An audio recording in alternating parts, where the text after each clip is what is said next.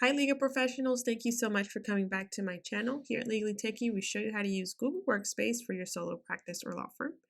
Today I'm going to show you how to use the Meet with Me feature or reintroduce it if you're not too familiar with it. Within your Google Calendar, you do have an option to see the calendar of your employees or those within your law firm without necessarily sharing the calendar with yourself. So what you want to do is click on Meet with ... and then click on those in your firm. So right now I'm going to click on another employee, and as you can see, you're able to see their availability and also if you're able to schedule a meeting with them at a certain time. You can also go ahead and add more than one users. So if we were to add another account, their calendar will show as well if they have events.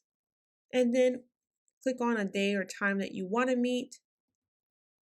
And as you can see, it automatically added the users that we typed in the Meet with Me search box. From here, you can go ahead and add the title, add the time, and go ahead and save. And these users will receive a calendar invite. So thank you so much for watching. Please share, like, subscribe, and if you have any questions, go ahead and put them in the comments below, and I'll do my best to answer them for you.